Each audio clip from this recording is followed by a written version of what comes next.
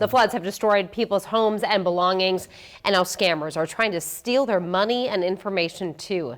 Ruta Olsenaida has what you need to know to make sure you don't get duped by scam artists who thrive after a disaster. Imagine losing everything in the blink of an eye. I've lost all of my son's baby items, my own baby items that I had from when I was a baby, everything. So it's not like you can just recover from that. Wow. That's what happened to Chantel and thousands of flooding victims around the state this past spring. But now a new problem is emerging on top of the devastation. Chantel Nye and her family have already lost everything in the spring floods. She can't access her home here at Green Acres and has to wear a hazmat suit to get her belongings. To her, the thought of losing any more is unfathomable. And we've started to see a lot of folks to apply for disaster assistance, which has been great. Though, despite the disaster assistance that's being offered, we have a lot of fraud and a lot of challenges with individuals who are trying to defraud disaster survivors.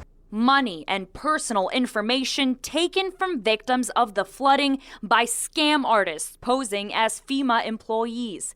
Chantel hasn't experienced this herself, but says she cannot believe that anyone would take advantage of victims in this way. Why would you scam anyone to begin with? But why would you scam people that are really trying to start over again?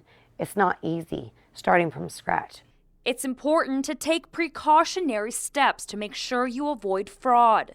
FEMA says you should never give out your personal information to anyone unless they have a FEMA ID badge. It should be a formal identification and laminated card that they should present to you throughout the time and have no qualms about showing it to you. FEMA will also never ask for any money up front. We want to make sure that everybody has their personal information protected as we go through this disaster recovery process. I feel bad for anybody that's having to go through that, honestly.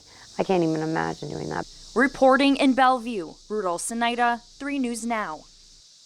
If you suspect any fraudulent activity, contact local law enforcement. Remember that the deadline to apply for disaster assistance is this Friday, September 13th. You can apply by calling the number on your screen or apply online at disasterassistance.gov.